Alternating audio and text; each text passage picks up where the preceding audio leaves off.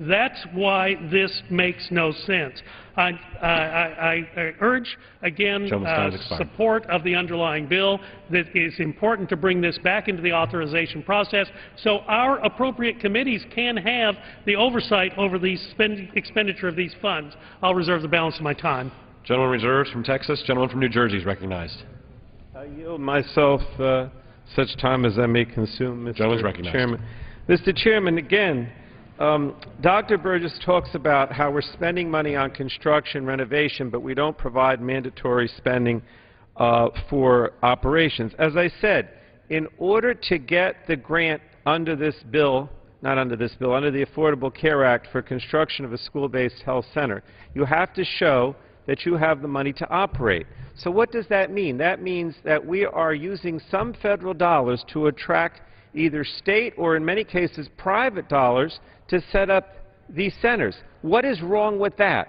They are guaranteed that once the money is spent on construction and creating the jobs that come from the construction or renovation, that the money is available to operate the centers. There's nothing wrong with that. It's actually a good thing. It promotes the federal-state cooperation, and it brings in some private dollars as well.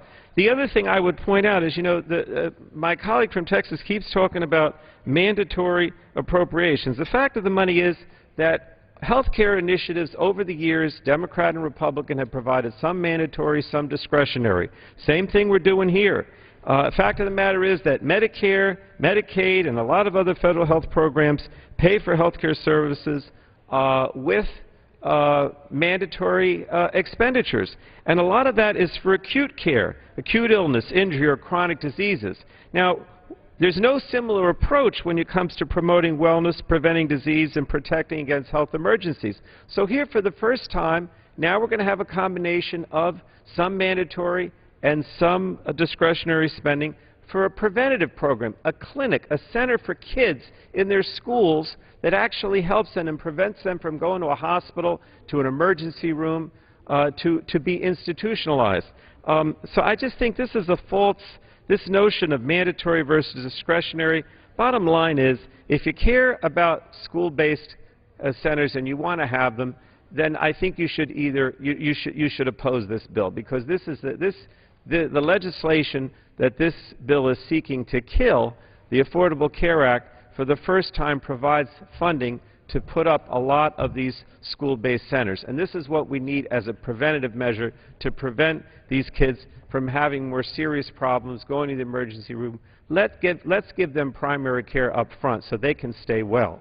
I reserve the balance of my time. Gentleman from New Jersey reserves. Gentleman from Texas is recognized. Yield myself 1 minute, Mr. Chairman.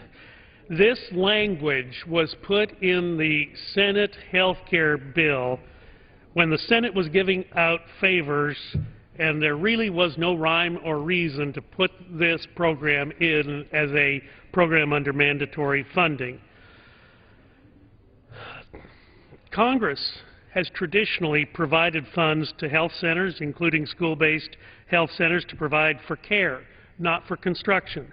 To do it the other way around would lead to situations where a center is built, but no care is delivered. Both policy choices require local funds to be spent, but only the policy for paying for services, not construction, guarantees that money won't be wasted, or worse yet, never used to deliver 1 ounce of care. I reserve the balance of my time. Gentleman from Texas reserves. Gentleman from New Jersey is recognized. Mr. Chairman, I yield 2 minutes to the gentleman from Connecticut, Mr. Courtney. Gentleman from Connecticut is recognized for 2 minutes. Thank you, Mr. Speaker. And I rise again in opposition to this bill. I do so with somewhat of a personal angle on this. My wife, Audrey, is a pediatric nurse practitioner. At one time, she worked in a school-based health center. She doesn't today, presently. But I certainly, through her, have gotten a chance to be exposed to the benefit of school-based health centers. There is no more efficient delivery system.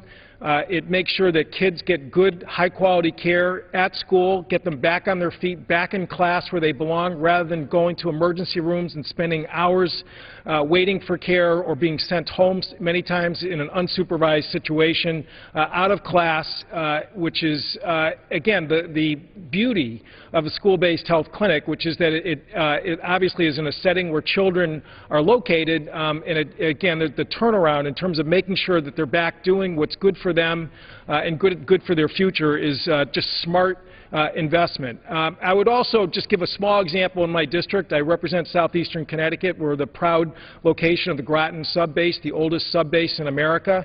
8,000 sailors, a lot of families with kids who are located at the base. And at Fitch High School in Groton, there is a school-based health center, which is the primary caregiver for many military families' children. Again, these are kids who move around the country. Oftentimes, their care is disrupted from one place to the other. And having a school-based center ensures that, again, these kids are going to have access to health care. They're going to have their checkups to make sure that they can enter school, that they can enter school athletic programs. And again, in many instances for these military families, it is the primary health care giver. 227 families, I checked this morning with the center in Groton, get their care through the center. This program is going to be used to ensure that Fitch High School's footprint in terms of the school building will be expanded. It will be an investment in information technology.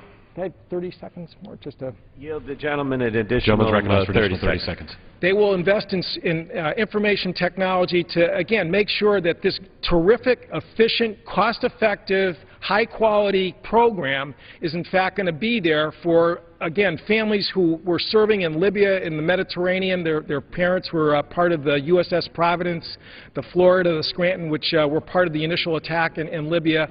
Again, this is a program which works not only for those kids, for the community, but also for our nation. And I would, again, respectfully rise in opposition to this measure, which, again, I think really heads us in the wrong direction in terms of high-quality care for our America's kids. I yield back. The gentleman's time has expired.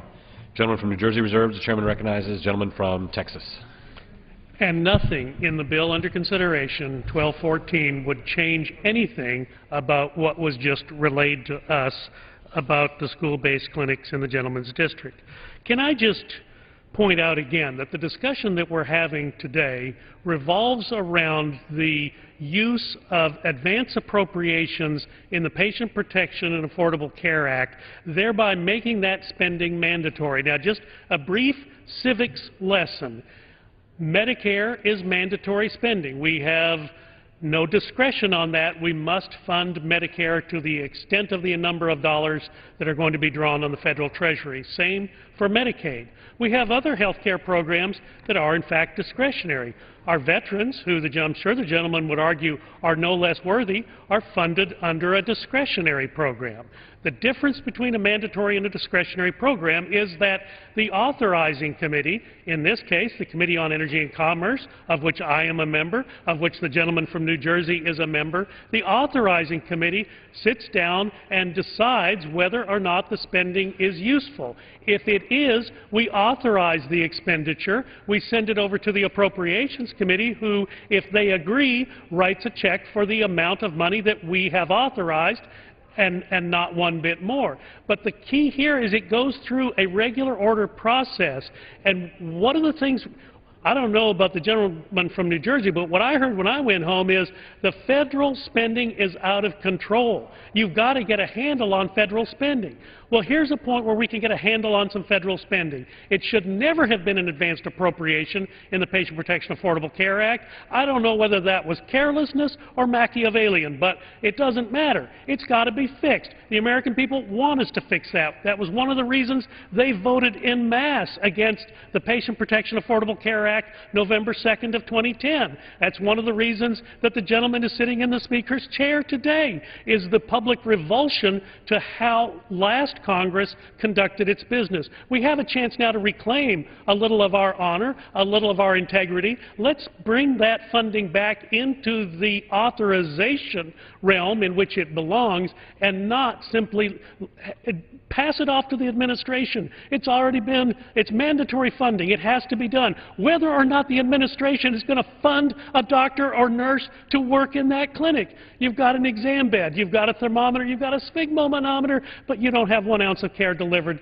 to the people who actually need it. Therefore, you are not saving money, you are only spending money. The American people have asked us to be wiser stewards with their cash. I reserve the balance of my time. The gentleman from Texas reserves. The gentleman from New Jersey is recognized. Thank you, Mr. Chairman. I yield 2 minutes to the gentlewoman from California, Ms. Capps, who's probably the most knowledgeable person in the House on the subject of school-based health Gentlewoman centers. from California is recognized for 2 minutes. I thank my colleague for yielding. Mr. Speaker, I rise in very strong opposition to H.R. 1214 as a school nurse who worked in our schools for very many years.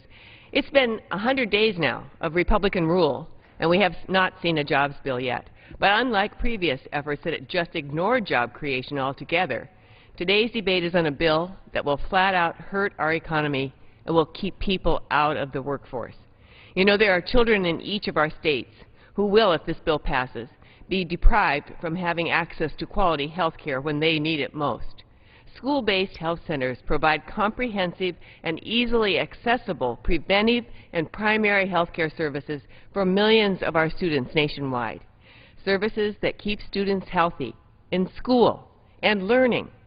Almost always, these are children who have no other source of care. And the need is clear. 350 centers from 46 states, including many in my Republican colleagues' districts, have already applied for these funds. They've taken the time and the resources to compile their applications. They are excited. They are expecting to hear in just a few weeks if their projects can move forward. To pull the rug out from under them now is simply a disgrace. These centers have long garnered bipartisan support, worked with many of my Republican colleagues on their behalf, and yet the majority is now using this as a political football in their obsession to repeal the Affordable Care Act. This is a true disservice to our children and also to our communities. No matter what my colleagues on the other side of the aisle say, today's vote isn't about types of funding or process. We don't need a civics class about it. H.R. 1214 is just another attempt by them to dismantle the Affordable Care Act. I encourage my colleagues to stop taking health care away from children and fulfill their political promises. Vote no on this misguided bill, and I yield back the balance of my time. Gentlewoman yields back. The chair recognizes the gentleman from Texas. Thank you, Mr. Chairman. Here's the simple truth. What takes health care away from children is sending checks to localities for land acquisition when you've got no intention of staffing the clinic that is going to be built. Let me just remind people what the argument is about. And I will stipulate that we are not talking about a vast sum of money here like we were in the previous bill. But every instance of advance appropriation in the Patient Protection Affordable Care Act represents an opportunity for this Congress to reclaim some of its function as the people's house in being in control of federal spending. But here's what the argument is about. Section 4101A of the Patient Protection and Affordable Care Act, under Subtitle B, Increasing Access to Clinical Preventive Services, Paragraph 5 of 4101A, Appropriations. Out of any funds in the Treasury not otherwise appropriated, there is appropriated for each of the fiscal years 2010 through 2013, $50 million for the purpose of carrying out this subsection. Funds appropriated under this paragraph shall remain available until expended. No funds provided under a grant awarded in this section shall be used for expenditures for personnel or to provide health services. It could not be clearer. Now, nothing in the bill that we have under consideration today actually does anything to the provision of services, because after all, those are under an authorization. Section 4101B, authorization of appropriations. For purposes of carrying out this section, there are authorized to be appropriated such sums as may be necessary for each of the fiscal years 2010 through 2014. But the operative word here is there are authorized to be appropriated, not that there are appropriated from the Treasury. It's okay for us to authorize that appropriation. Our committee is an authorizing committee. We are not an appropriating committee. Mr. Chairman, I understand the difference between an authorizing committee and an appropriating committee. I take an annual field trip to the National Institute of Health. At the National Institute of Health, you see all these beautiful buildings. They're all built and they're named after very famous men who've served in the United States Congress. Every one of those men is an appropriator. There is no building named after an authorizer. Still, the work we do is important. I submit it is vital to the American people that we do our work to evaluate whether or not the expenditures are indeed in the best interest of the American people. And further, if we're really doing our job, we'll come back and do oversight over those authorizations to make sure those funds are expended in the manner in which they were intended. That's the way you guarantee that that care gets to the child that will ultimately save money to keep the child out of the emergency room, not just by sending checks to localities to purchase land. I'll reserve the balance of my time. The gentleman from Texas reserves. The gentleman from New Jersey is recognized. Mr. Chairman, can I inquire the time on both sides? You can. The gentleman from New Jersey has 20 minutes. The gentleman from Texas has 18.5 minutes. Thank you, Mr. Chairman. I yield 2 minutes to our distinguished ranking member emeritus, Mr. Dingell. Gentleman is recognized for 2 minutes. I thank my friend. I rise today in vigorous opposition to H.R. 1214. This bill is not only going to cut access to health care for American children, but it's going to kill jobs in the construction industry and construction projects around the country. More than 1,900 health care student school-based health centers across the country provide access for health care services to over 2 million people right now. For the first time, the Affordable Care Act authorized these centers, and it also offered dedicated source of funding for construction, renovation, and equipment. 350 applicants, many of them currently running centers at this time, in 46 states and the District of Columbia have applied for the first round of competitive grants, including the Young Adults Health Center located in my 15th District of Michigan. These grants will be used to enhance the capabilities of these centers and will jumpstart shovel-ready projects that will create immediate construction jobs and allow for the purchase of necessary supplies and equipment, boosting local businesses, but providing health care for our kids. Until more operating funds are available, and I would hope my colleagues on the other side will support such funding, we need to ensure that at least the facilities that are ready to apply for this kind of grant will be able to do so in order to better serve our children in the communities. I think that this would be an extremely unwise bill. It's a part of an announced plan by my Republican colleagues to first of all attack the whole of the health care reform bill of the last Congress and then to attack it piece by piece. What they seek to do here today is just a part of another step towards the gutting of a health care bill which will make things better for our people and which is paid for, which is not going to add to the deficit, but which in fact is going to save better than $140 billion this year and $140 billion this 10 years, and in the next 10 years, $1.4 trillion. This is penny-wise and pound-foolish. Reject the bill. Gentleman's time has expired. The gentleman from Texas is recognized. And Mr. Chairman, let me just respond to something that was just said by the Chairman Emeritus of the Democratic side of the Committee on Energy and Commerce. And of course, I have all respect for the Chairman Emeritus and certainly treasure every day that I served under his direction as chairman in 2 Congresses ago. But the statement that I cannot let stand is that the Patient Protection Affordable Care Act saves anyone in any universe, in any dimension, any money at all. And this was refuted by the Chief Actuary for the Center for Medicare and Medicaid Services less than a month after the President signed the Patient Protection and Affordable Care Act, and I do not know why we have to continue to hear this fairy tale about $142 billion being saved under PPACA. At this point, I'd like to yield 2 minutes to the gentleman from Louisiana, Dr. Fleming. The gentleman from Louisiana is recognized for 2 minutes. I thank the gentleman, and I appreciate Dr. Burgess allowing me to speak on this specific bill. But let's just talk about the elephant that's in the room here this afternoon, and that is the so-called Affordability Act, the so-called Patients Affordability Act, PPACA, perhaps we call it Obamacare affectionately. Folks, we've got a bill here which is now law that is at best questionably constitutional. We have a bill that's going to add another $1 trillion ultimately to our deficit.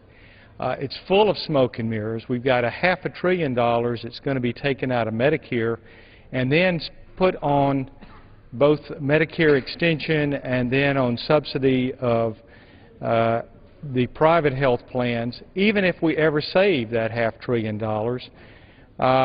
This whole law has questionable financing, and then today we're talking about construction money that may or may not exist. So, Mr. Speaker, I just have to say, as a physician of 30 years of practice, I was here during the health care debate in 2009, where this body has come up with, and the President has signed into law, into something that's really a disgrace. The American people are not behind it.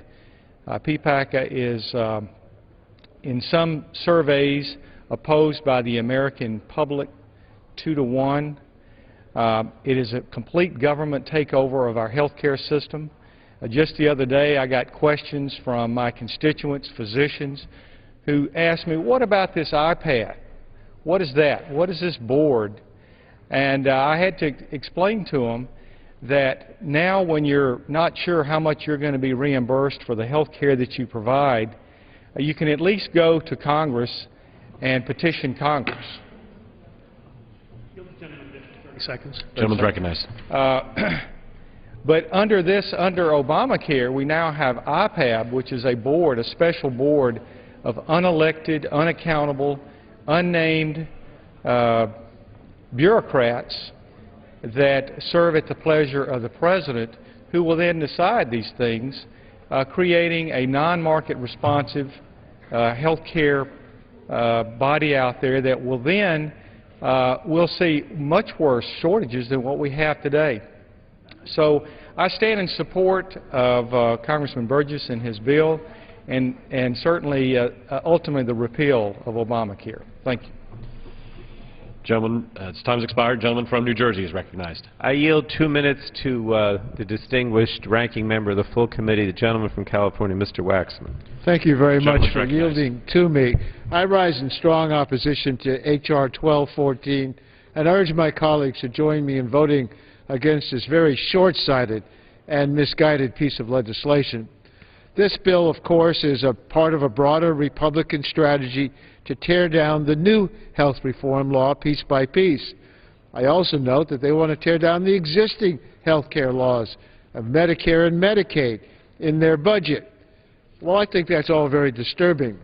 But what's especially troublesome is that our colleagues on the other side of the aisle are now going after programs where we all agree, Democrats and Republicans agree, that actually work, actually do a good job and make a difference. Numerous studies have shown that health-based, school-based health centers are enormously successful in helping to improve students' access to care, promote healthy behaviors among children and adolescents, improve students' academic performance, decrease school absenteeism, and reduce health care expenditures. With a report card like that, why wouldn't we want to build or renovate more of these centers? We should not end the school-based center construction and renovation program before it even has a chance to make its mark. I urge a no vote on H.R. 1214. The gentleman yields back. The gentleman from Texas is recognized.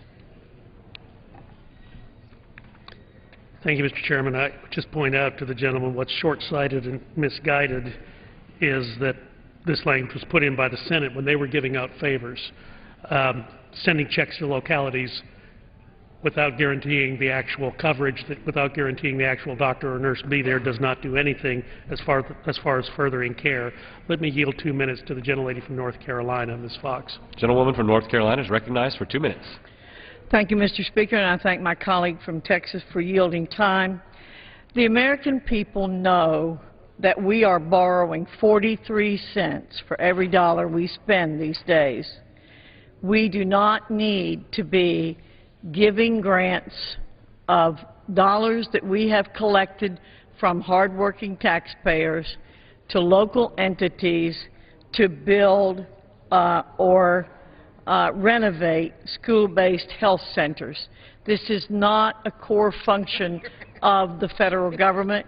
It's not a core function of our taxpayers. We do not need to be spending this money like the minority wanted to spend it when they were in the majority. It's also very duplicative, Mr. Speaker. Between the stimulus bill and what we affectionately call Obamacare, $3 billion in funds have been made available to Health Resources Service Administration at the Department of HHS for facility improvements at community health centers. Providing an additional $50 million a year for construction is duplicative and unwarranted. This bill deserves the support of every member here. We are soon going to have a vote to raise our debt limit. People say over and over again on both sides of the aisle, we have to cut spending, we have to cut spending.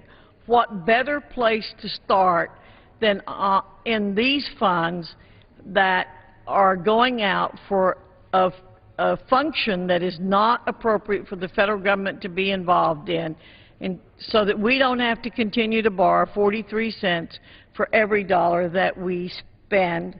So I think we should cut out duplicative programs, and this bill definitely needs to pass, and I give it my full support. I yield back. Gentlelady yields back. The gentleman from New Jersey is recognized. I yield 2 minutes to the gentlewoman from the Virgin Islands, Ms. Christensen. Gentlelady from the Virgin Islands recognized for 2 minutes. I thank the ranking member for yielding. And Mr. Speaker, here we go again, this time attacking a provision in the Affordable Care Act that would help to reach children, and especially teens who otherwise might not have access to important health care services. And so, Mr. Speaker, today I join my Democratic colleagues to speak on behalf of our children and against H.R. 1214. Our future depends on the development of healthy, well-educated children. Unfortunately, often our children miss school or sit in class too distracted to pay attention because of preventable and treatable health conditions that, if caught early and treated as these school-based health centers would do, would enable them to better learn and to reach higher levels of achievement. I've heard a lot of talk about protecting our children from future debt, something all of us are working to prevent. But if we really care about our children, why are we now considering this legislation that will harm them, not in the future, but today? Eliminating funding for school-based health centers would not just prevent a building from being built, but would eliminate the creation of the only medical home that many underserved students know, and which creates access to needed mental, physical, and dental care. Centers that provide services that many students cannot or would not access anywhere else. And these services provide a support to the teachers so that they can focus on teaching these students. Taking away this funding for school-based health centers, as H.R. 1214 would do, would be a step in the wrong direction, not just for the health and well-being of our children, but for our country's ability to win the future. Before I close, I want to just say that we did not pass any bill that is unaffectionately known as Obamacare. The Affordable Care Act is about the American people's care, and this provision is about our children's care. I urge my colleagues to vote for our children and vote no on H.R. 1214. Gentlelady yields back. The gentleman from Texas is recognized.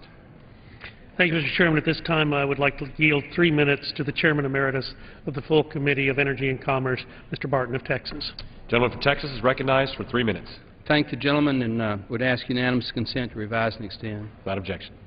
Mr. Speaker, I want to read the section of the law that we're trying to repeal today. It says, subparagraph 5, appropriations. Out of any funds in the Treasury not otherwise appropriated, there is to be appropriated for each fiscal year 2010 through 2013 $50 million for the purpose of carrying out this subsection. Funds appropriated under this paragraph shall remain available until expended. And then in this subsection definition, school-based health center and sponsoring facility have the meaning given those terms under such and such and such and such. We're trying to repeal $50 million a year for 4 fiscal years, 2010, 11, 12, and 13, for these school-based health clinics. I support school-based health clinics. Dr. Burgess supports school-based health clinics. We both represent parts of Tarrant County. The public hospital in Tarrant County, Texas, is John Peter Smith. There are a number, I don't know the exact number, but I believe in the neighborhood of a dozen school-based health clinics in his district, in my district, in Congresswoman Granger's district, Congressman Marchant's district. We support those health clinics. But we believe that the state and county should provide the facility and the federal government should provide the funds to staff it. We don't believe when we have a $1.5 trillion budget deficit each year that we need to be spending another $50 million or $200 million over 4 years to actually provide the facility, to provide construction. So it's not an opposition to the health clinic itself, school-based. I've gone to openings. I support them. I think they do excellent work.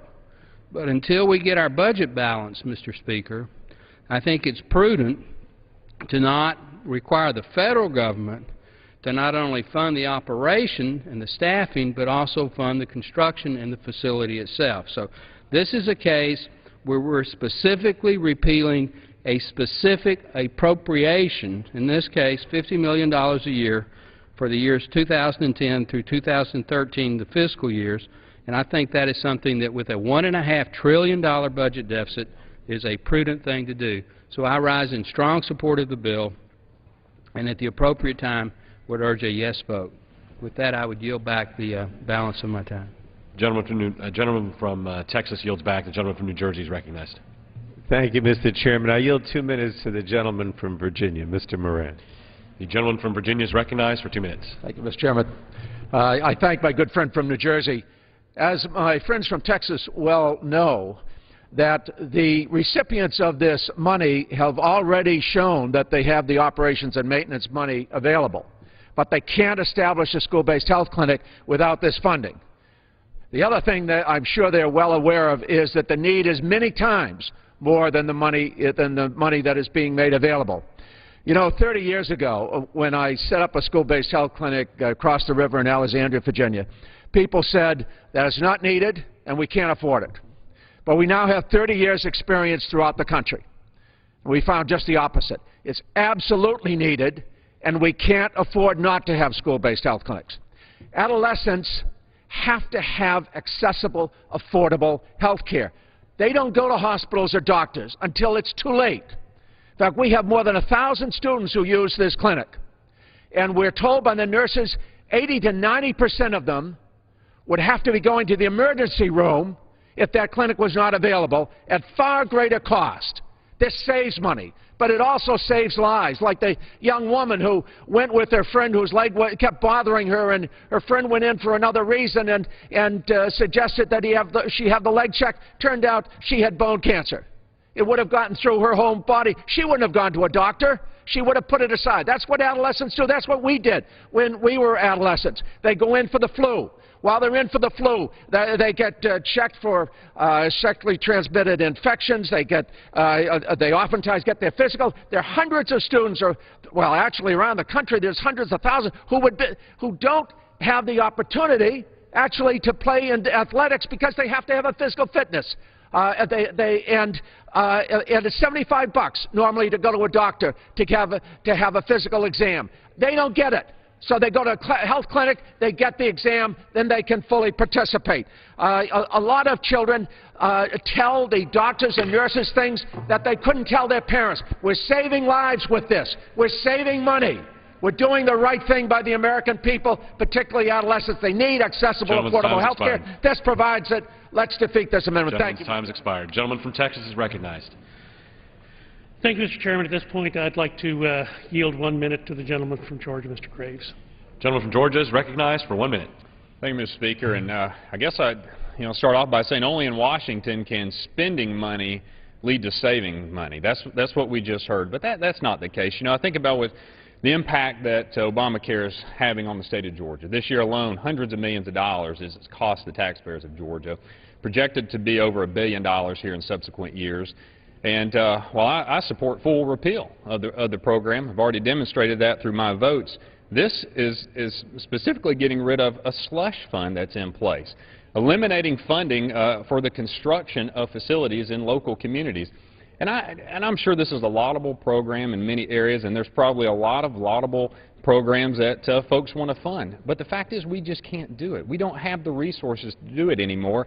And you know, number one, we need to find out what is the true role and function of this federal government. I do not believe this is it. And we should allow the states and empower the states to, who are best equipped to handle the needs of the local communities. So I certainly support this measure and urge my colleagues to vote yes on H.R. 1214. And let's move on to repealing the full measure of Obamacare. Gentleman yields back. The gentleman from New Jersey is recognized. Thank you, Mr. Chairman. I yield 2 minutes to the gentleman from New York, Mr. Engel. The gentleman from New York is recognized for 2 minutes. I thank my friend for yielding to me. And you know, give me a break. I hear speaker after speaker on the Republican side saying we don't have the resources to do these things. It seems that we always have the resources to give tax breaks for the rich. We don't worry so much about the budget deficit when it comes to protecting our rich friends. The Republicans spent 2 weeks ago passing bills putting Medicare and Medicaid in jeopardy. And now they would deny these community health centers. They don't bring bills in the majority to help create jobs in this country, but still, once again, here we are again for the God knows how many time with a bill trying to kill Affordable Health Care Act. Again, it's political theater. It's not going to pass the Senate. The President would veto it. Let's put our heads together and do something constructive instead of saying no to health care. The value of school-based health centers is well known. There are 1,900 in the country. They provide access to high-quality, comprehensive medical care to nearly 2 million children and adolescents. The services are provided regardless of a student's ability to pay and are provided right where they are at school. In my district, these are very important. Even the high school with which I graduated has a wonderful center. It's the kind of program that we should be promoting and replicating. But instead, we're considering a bill that would repeal the funding for the construction of these centers. The agency monitoring it is concerned about the sustainability of the health center. The Health Resources and Services Administration, or HRSA, is thinking of a sustained success of these programs and will only support those school-based health centers that are going to have long-term success. So, Mr. Chairman, let us be honest. Today's debate is not on the sustainability of these centers or on mandatory spending. Today's theatrics is simply one more attempt by the Republicans to undermine the Affordable Health Care Act. We're wasting time doing this again and again, and we should stop. The Affordable Health Care Act makes health care affordable for the middle class and helps the steady rise in health costs that lead to much of our budgetary woes over the years. I'm for quality health care. We should vote no on H.R. 1214. Gentleman's time has expired. The gentleman from Texas is recognized.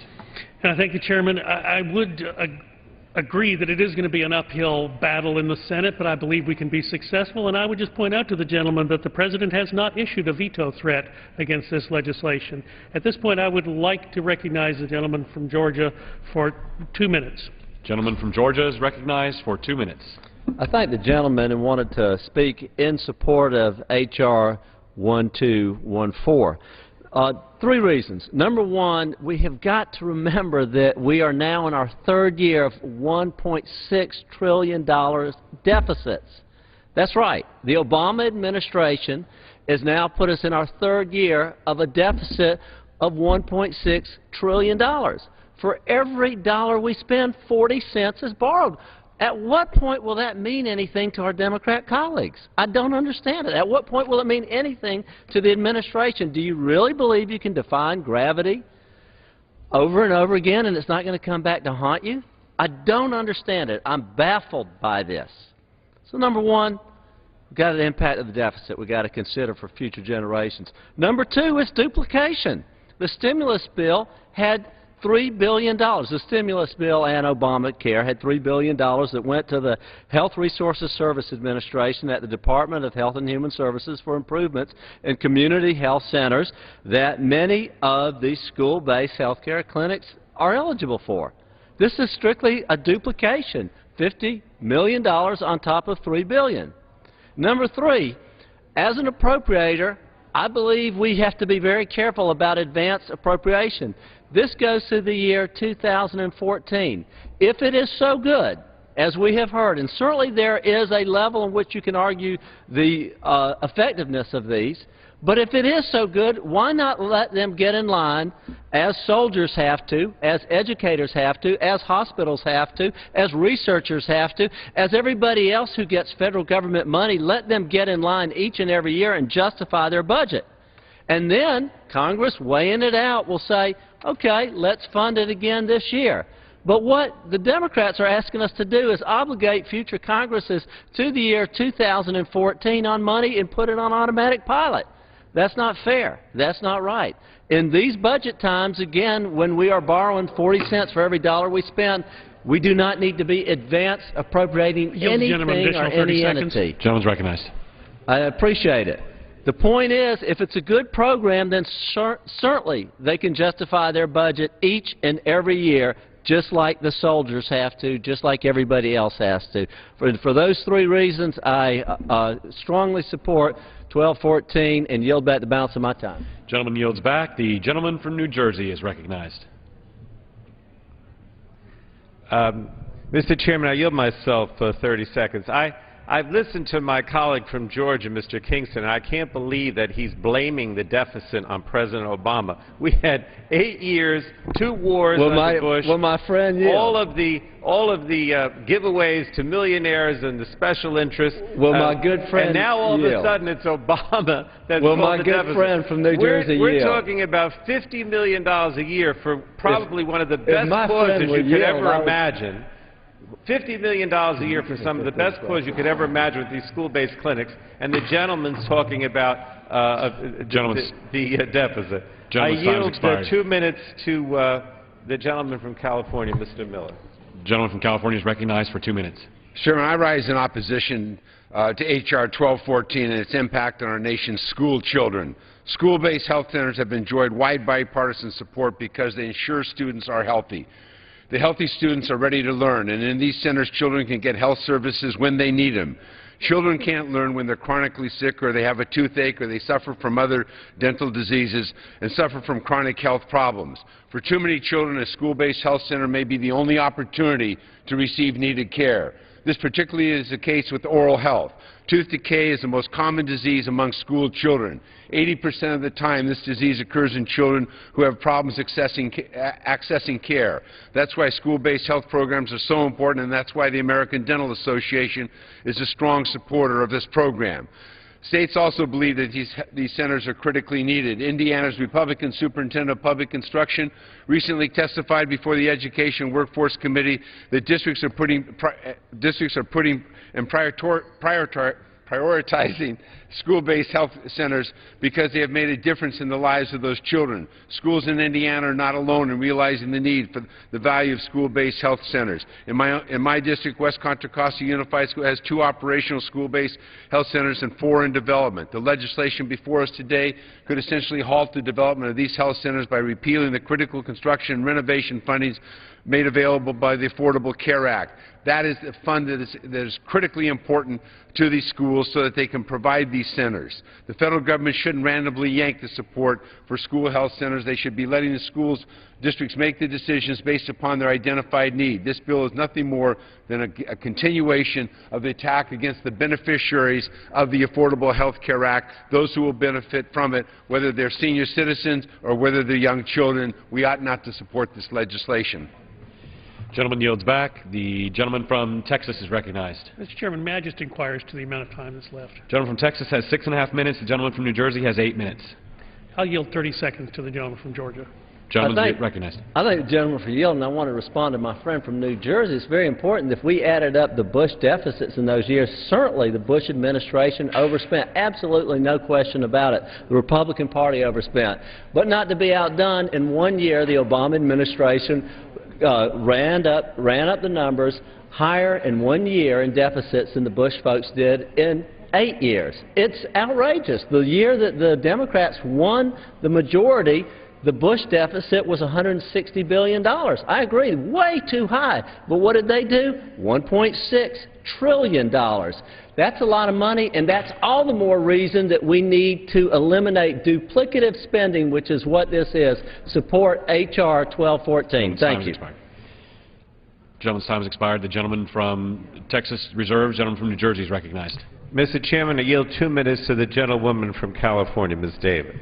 Gentlewoman from California is recognized for 2 minutes. Thank you. Thank you, Mr. Speaker. Mr. Speaker, this bill will not create one job or help one American family cope with high gas or grocery prices.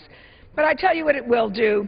It will make it more difficult for over 1 million children to see a doctor or a nurse. In December, Central Elementary School in San Diego opened a school-based clinic to give access to 860 children. 25% of those children are uninsured. Now, Central students will get care when they need it, and they won't have to miss school for an appointment. This clinic is a dream come true, said Central's principal, Cindy Martin.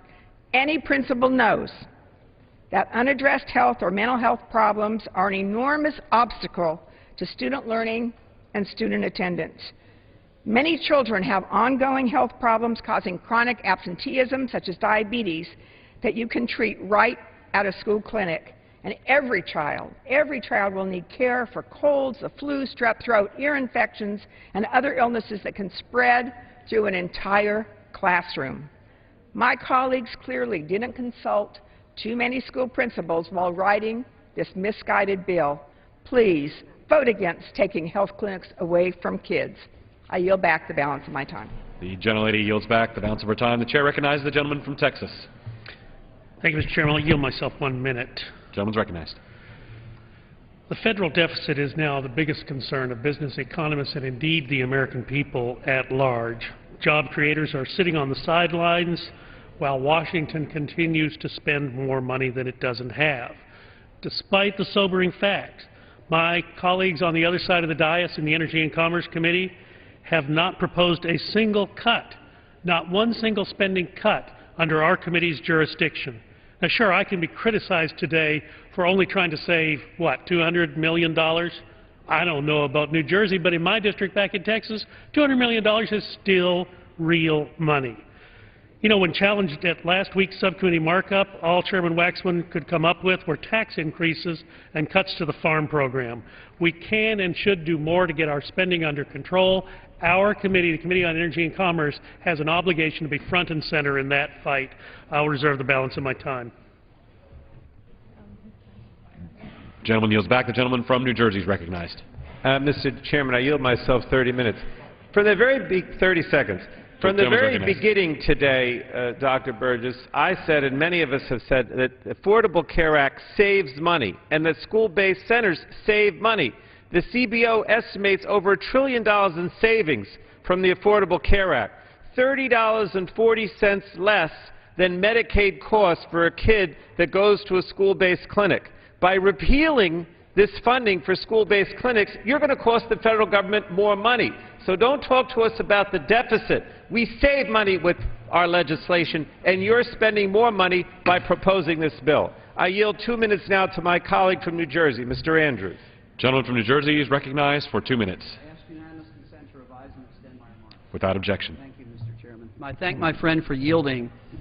There are nearly 15 million unemployed people in America.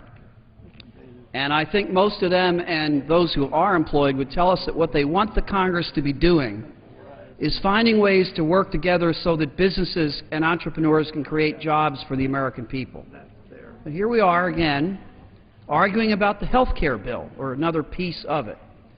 And this legislation has behind it the novel idea that if children get immunizations and well visits and get to see a nurse or a doctor when they're not feeling well, that that's somehow not a wise use of the public's money. Now, let's put aside for the moment the idea whether it's right or wrong to deny health care coverage for children in schools. I think it's very wrong.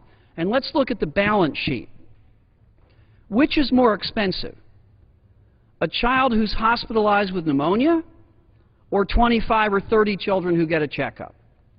Which is more expensive? The outbreak of a flu that affects the entire school or the entire town, or the early diagnosis and treatment with antibiotics of a kid with the flu? Common sense says that primary care for children saves money for everyone. Common sense says that children without insurance can most easily be reached in the school, where hopefully they already are. Voluntary participation by children in a school with their parents' consent makes perfect sense. This legislation, it makes no sense to consider it now. It makes even less sense to pass it.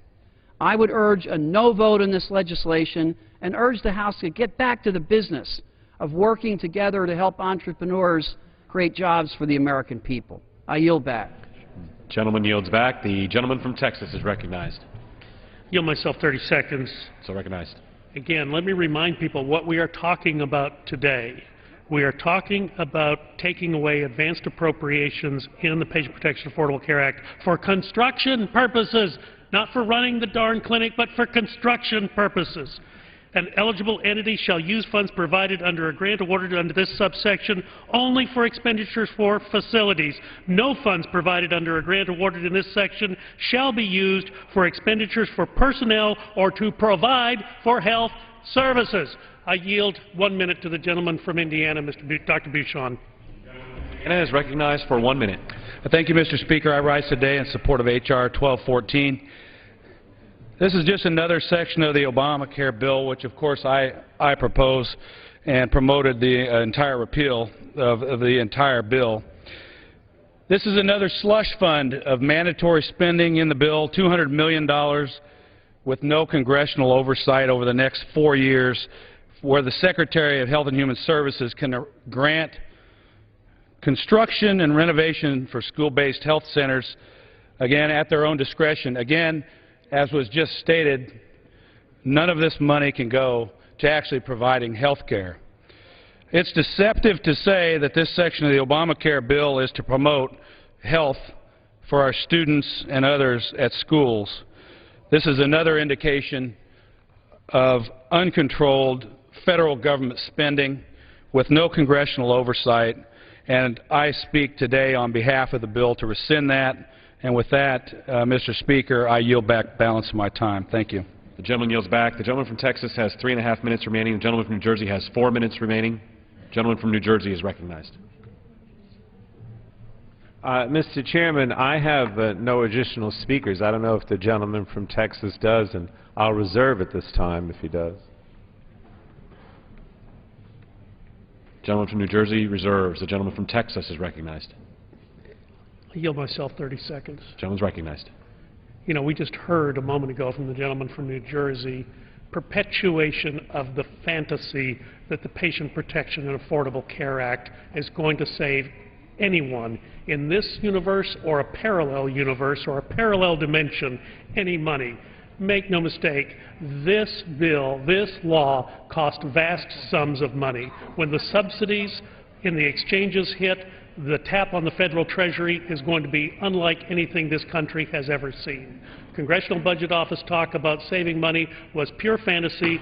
The chief actuary for the Center for Medicare and Medicaid Services exposed that fantasy for what it was less than a month after Congress voted on this bill. We voted on this law without actually having correct information because I believe the Secretary withheld that information from us. I'll reserve the balance of my time. The gentleman from Texas reserves. The gentleman from New Jersey is recognized. I'll yield myself 2 of the 4 minutes. Gentleman's recognized. We'll go back and forth with Dr. Burgess here.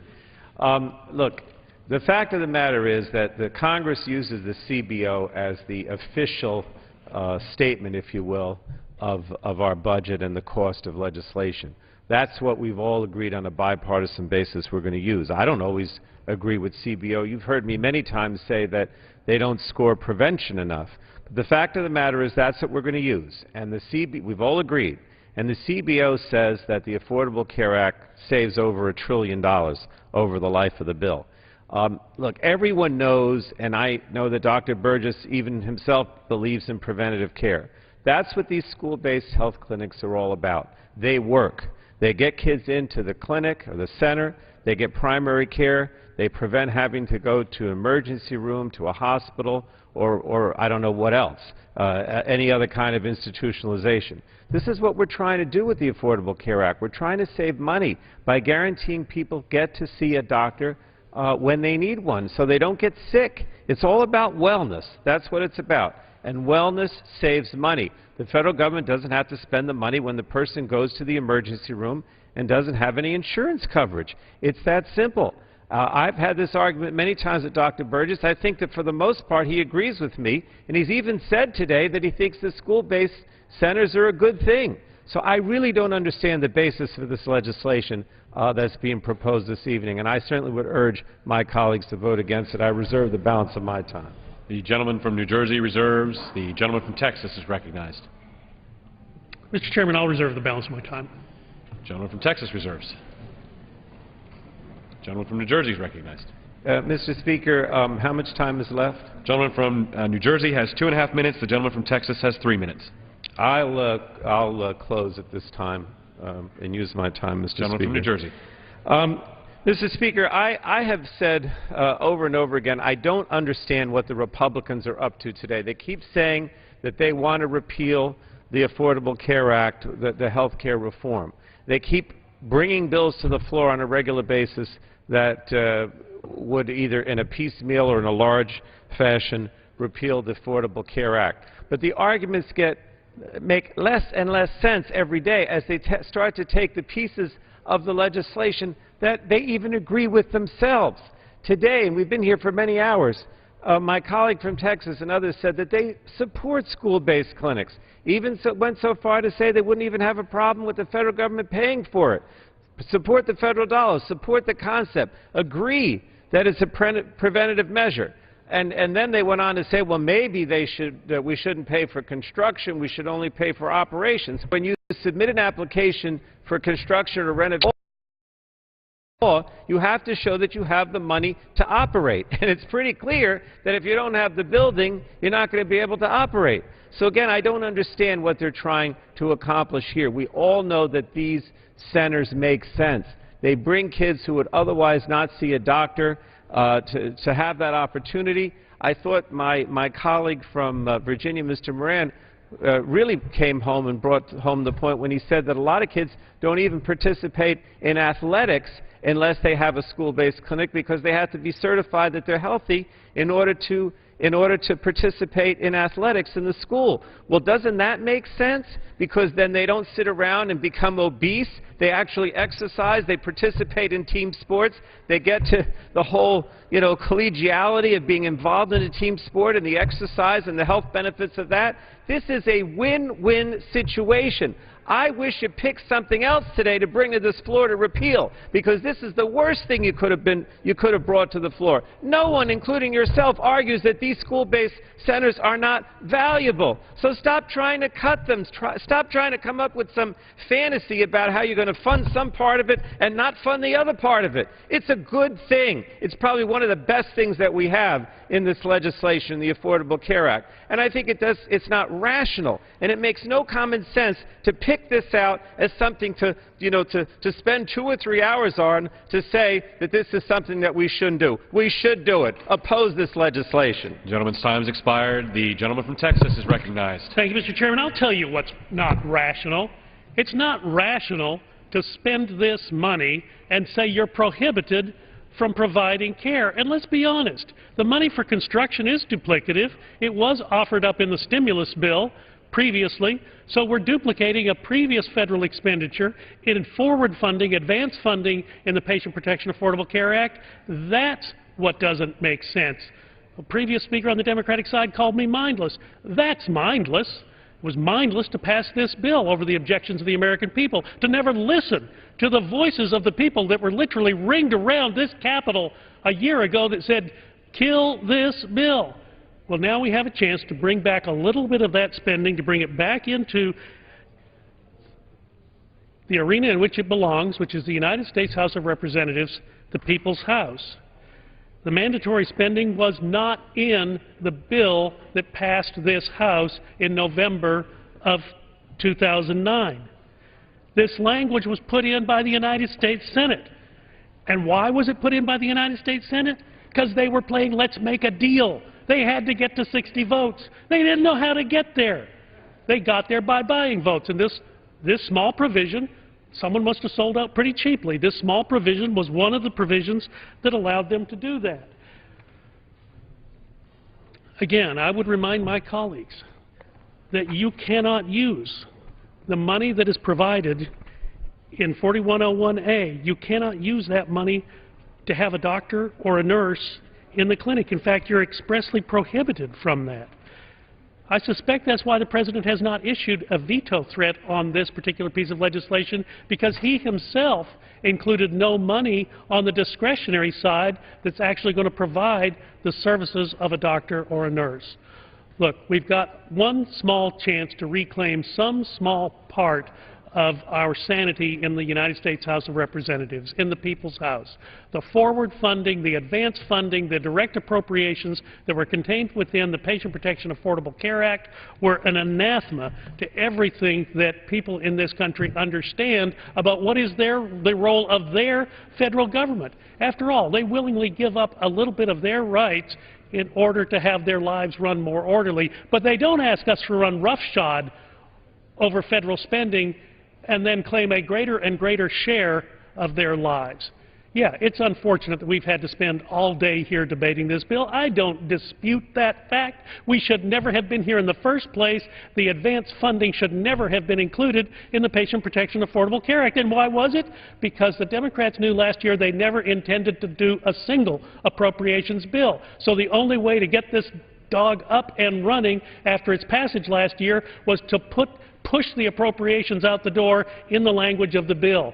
That's what we've got to correct right now. That's what these arguments are all about. Yeah, it's going to be tough sledding in the Senate. Yeah, we don't have an ally down at the White House, but the American people expect us to do this work, and they want to see us do this work. With that, I'll yield back the balance of my time. I urge an aye vote on the underlying bill. Gentleman's time has expired, all time having expired. What purpose does the gentleman